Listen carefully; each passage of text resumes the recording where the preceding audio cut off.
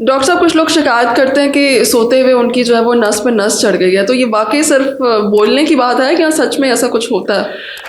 अच्छा, ये जो है अक्सर आपने देखा होगा कि आपके पेशेंट्स या आपके घर वालों में ने कभी इस तरह एक्सपीरियंस किया हो कि उनकी जो है टांग है या बाजू है उसकी नस पे नस चढ़ गई है और वो कहते हैं कि एकदम शदीद तकलीफ हो गई है।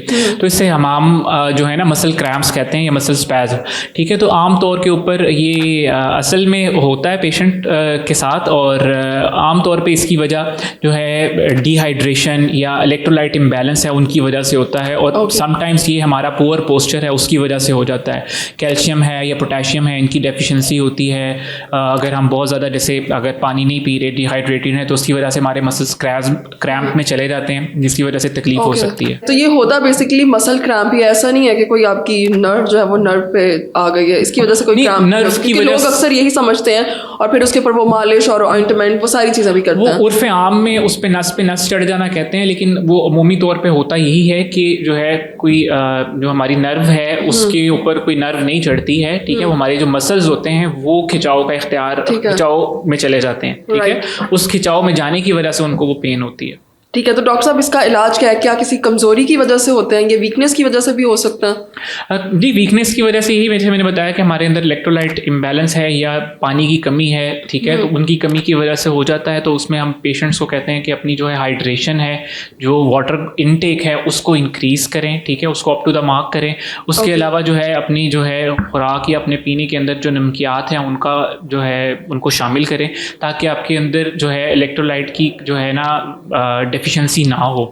दूसरा ये है कि पेशेंट्स को अगर पर्टिकुलरली किसी एक ख़ास मसल है उसके ही जो है ये बार बार स्पैज़म हो रहा होता है, तो फिर हम उनको फिजियोथेरेपी की तरफ लेके जाते हैं ताकि उस मसल की ट्रेनिंग करवाई जा सकते और उसकी स्ट्रेंथ है उसको बढ़ाया जा सके, ठीक है। तो उसके साथ साथ जो है वक्ती तौर पे कुछ दवाइयाँ देनी हो या कुछ मसाज करना हो तो वो भी उसके लिए हेल्पफुल होता है। ओके डॉक्टर साहब, अगर किसी में फ्रीक्वेंट इस तरह से मसल क्रैम्प्स हो रहे हो तो वो सप्लीमेंट्स वगैरह भी यूज़ कर सकते हैं डिफरेंट? जी बिल्कुल, जो है अगर किसी को फ्रीक्वेंट इस तरह के मसल क्रैम्प हो रहे हैं तो उसको फ़ौरन किसी जो है ना स्पेशलिस्ट डॉक्टर को दिखाने की ज़रूरत है, क्योंकि उनके बाकी बॉडी के वो रूटीन जनरल टेस्ट हैं वो करवाएं ताकि देखा जाए कि उनके बाकी बॉडी के जो ऑर्गन्स हैं वो फंक्शन बिल्कुल ठीक कर रहे हैं, उनके बॉडी के इलेक्ट्रोलाइट्स हैं वो जो है अपनी नॉर्मल क्वांटिटी में बॉडी में मौजूद हैं, बॉडी का विटामिन डी लेवल्स हैं, विटामिन B12 लेवल्स हैं, ये नॉर्मल लेवल के अंदर बॉडी में मौजूद हैं या नहीं।